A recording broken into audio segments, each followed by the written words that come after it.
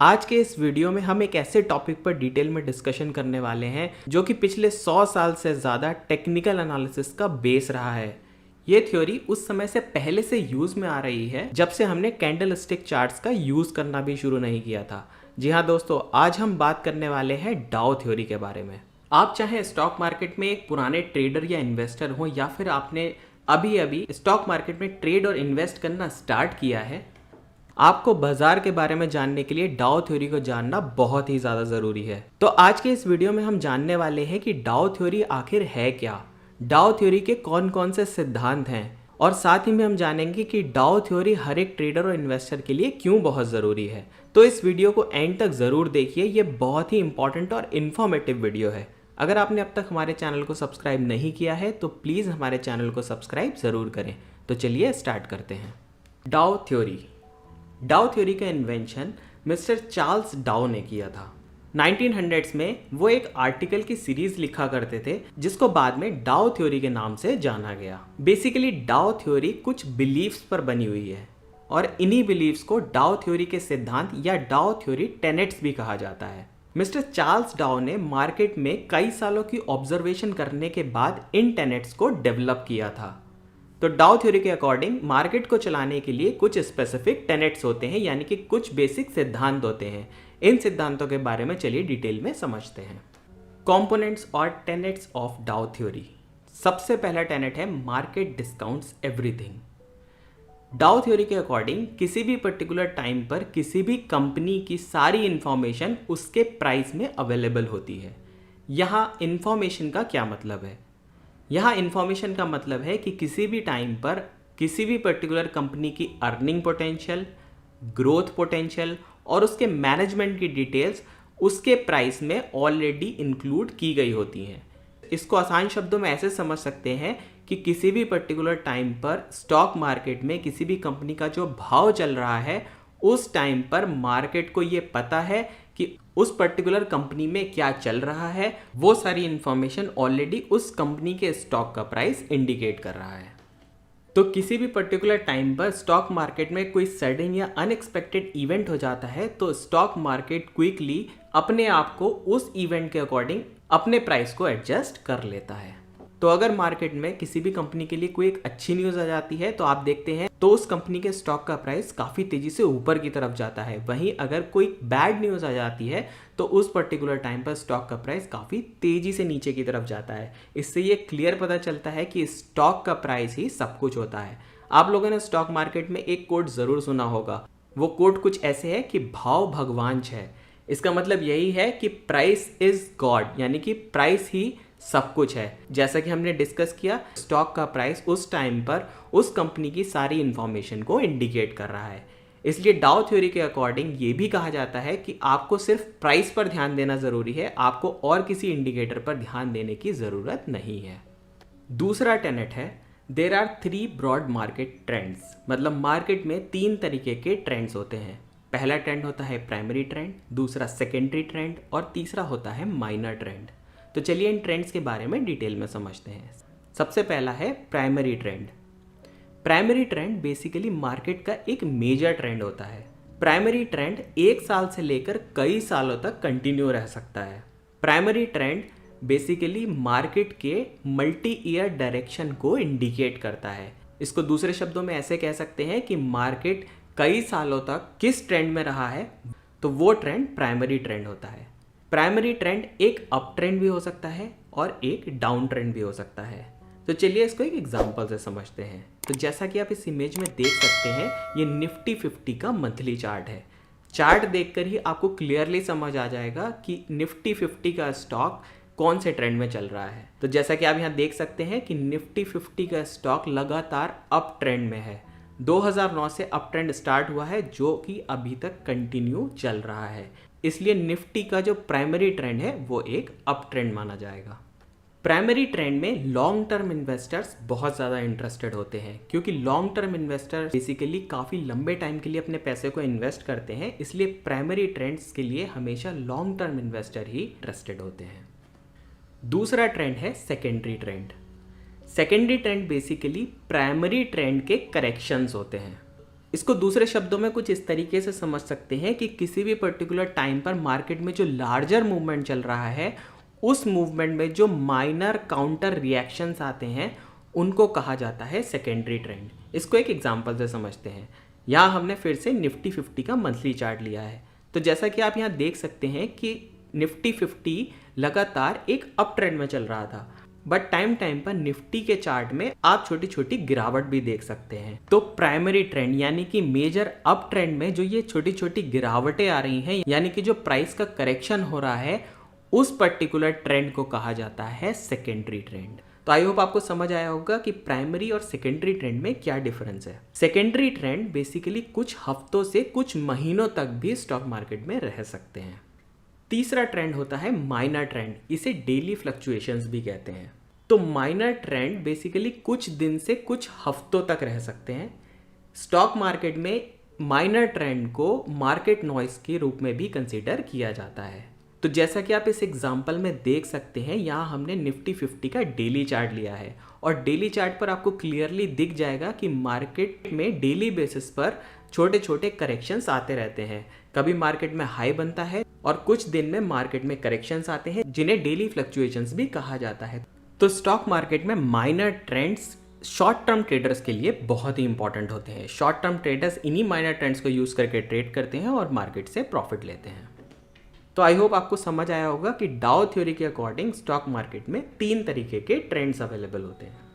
Tenet number 3, different phases of market. डाउ theory के according market के 3 डिस्टिंक्ट फेजेस होते हैं और वो सेल्फ रिपीटिंग होते हैं।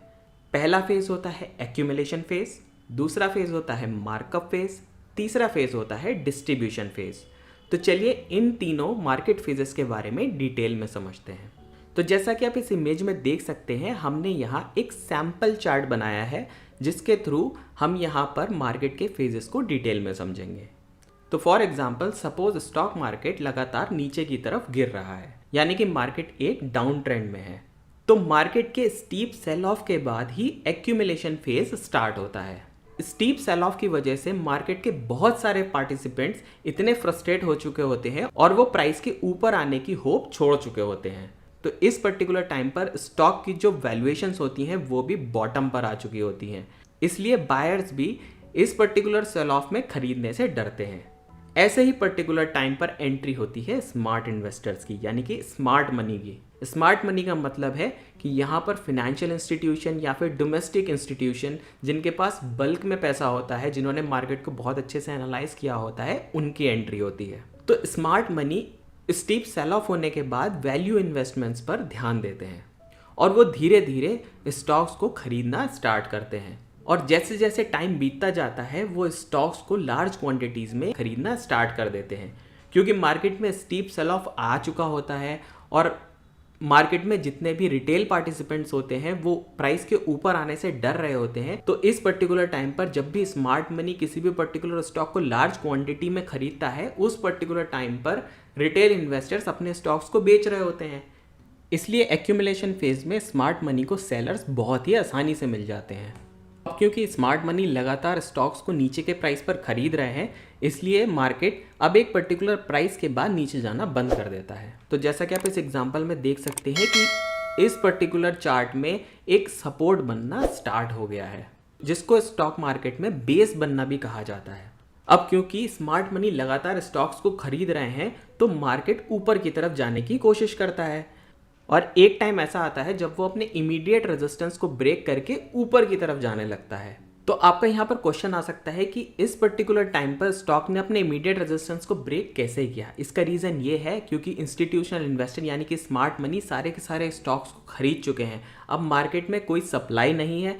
जैसे जैसे बड़े प्लेयर्स स्टॉक को खरीदते जाते हैं, स्टॉक का प्राइस लगातार ऊपर की तरफ चलता जाता है। इस पर्टिकुलर टाइम पर बिजनेस सेंटिमेंट्स भी इंप्रूव होने लगते हैं और इन्हीं फैक्टर्स की वजह से स्टॉक प्राइस भी तेजी से ऊपर की तरफ जाता है। और जैसा कि आप देख सकते हैं कि मार्केट में एक शार्प रैली आती है। तो इस पर्टिकुलर फेज को कहा जाता है मार्कअप फेज। मार्कअप फेज में स्टॉक प्राइसेस में बहुत ही क्विक और शार्प रैली बनती है। मार्कअप फेज की सबसे इंपॉर्टेंट फीचर ही है स्पीड। अब क्योंकि रैली इतनी क्विक थी कि लार्ज अमाउंट ऑफ पब्लिक इस रैली में पार्टिसिपेट ही नहीं कर पाए। अब क्योंकि मार्केट में नए इन्वेस्टर्स इस पर्टिकुलर रैली को देखकर इतने मेस्मराइज्ड हो जाते हैं और वो ये सोचने लगते हैं कि मुझे भी इस पर्टिकुलर रैली में पार्टिसिपेट करना चाहिए, तो फोमो होने की वजह से वो उस रैली में पार्टिसिपेट करने के लिए स्टॉक्स को किसी भी पर्टिकुलर प्राइस पर ये सोचकर खरीदने लगते हैं कि प्राइस अभी और ऊपर जाने वाला है। तो रिटेल पार्टिसिपेशन की वजह से एक क्विक रैली और बनती है, जिसकी वजह से स्टॉक्स न्यू हाइज पर पहुंच जाते हैं। न्यू हाइज मतलब इस पर्टिकुलर टाइम पर 52 वीक हाइज भी लगते हैं और कुछ स्टॉक्स ऑल टाइम हाई पर भी पहुंच जाते हैं, क्योंकि इस पर्टिकुलर टाइम पर स्टॉक मार्केट में सबको लगता है कि उनका पैसा बन सकता है और स्टॉक मार्केट अभी भी और ऊपर जा सकता है।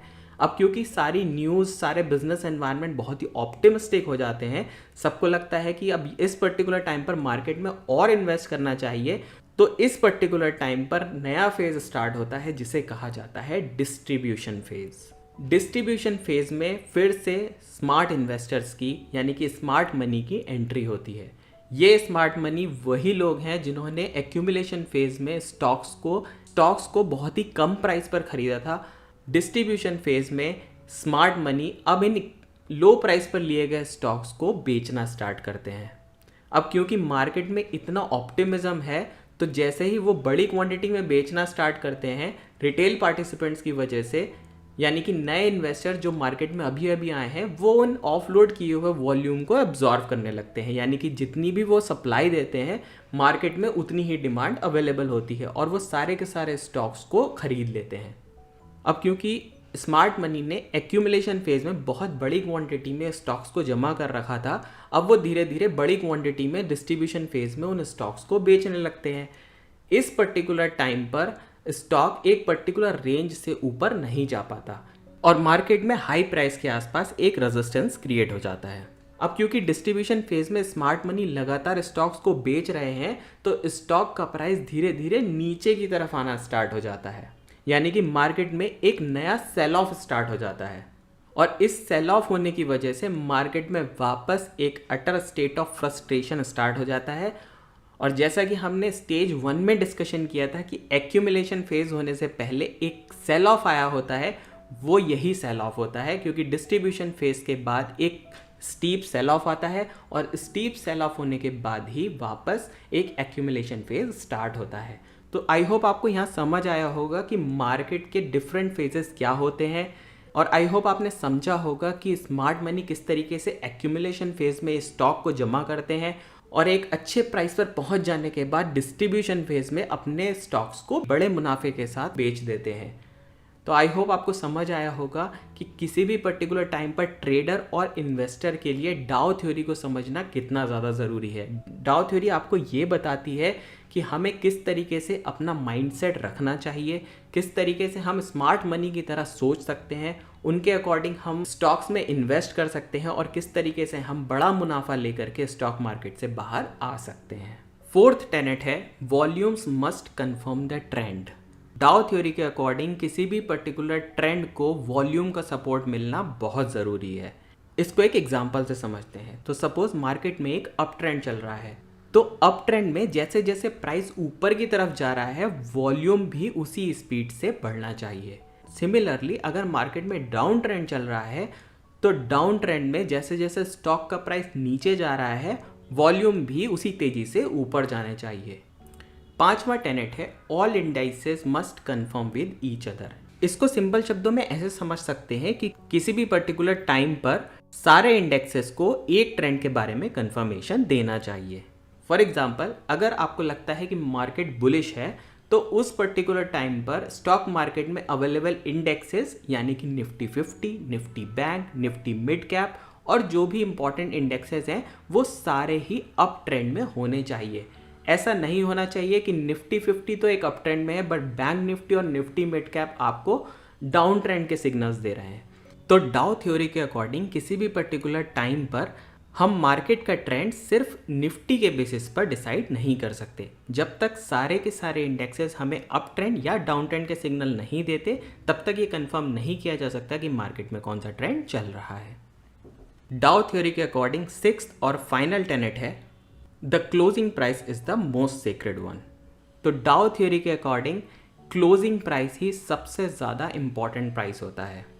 तो जैसा कि आप लोग जानते हैं कि एक कैंडलस्टिक एक ट्रेडिंग सेशन में 4 वैल्यूज़ को इंडिकेट करती है। वो वैल्यूज़ होती हैं open value, high value, low value और क्लोज वैल्यू। तो डाउ थ्योरी के अकॉर्डिंग क्लोज वैल्यू ही सबसे इंपॉर्टेंट प्राइस लेवल होता है। इसका रीज़न ये है क्योंकि ड्यूरिंग द डे स्टॉक में क्या हुआ है उसकी फाइनल इवैल्यूएशन हमें क्लोजिंग प्राइस से ही पता चलती है। क्लोजिंग प्राइस ही हमें ये बताता है कि मार्केट ओवरऑल किस पर्टिकुलर डायरेक्शन में जा रहा है। अगर क्लोजिंग प्राइस कल के क्लोजिंग प्राइस से नीचे बंद हुआ है तो ये हमें पता चल जाएगा कि स्टॉक एक डाउन ट्रेंड में जा सकता है। अगर स्टॉक का क्लोजिंग प्राइस पिछले दिन के क्लोजिंग प्राइस से ज़्यादा है तो इससे हम एक आइडिया लगा सकते हैं कि स्टॉक ऊपर जा रहा है। तो आई होप आपको आज के वीडियो से डिटेल में समझ आया होगा कि डाउ थ्योरी आखिर होती क्या है, डाउ थ्योरी के इम्पॉर्टेंट टेनेट्स क्या है और डाउ थ्योरी किसी भी पर्टिकुलर ट्रेडर और इन्वेस्टर के लिए क्यों इतनी ज़रूरी है। अगर आपको आज का ये वीडियो पसंद आया तो प्लीज़ इस वीडियो को लाइक ज़रूर कीजिए। साथ ही साथ आप इस वीडियो पर अपना फीडबैक भी हमें कमेंट सेक्शन में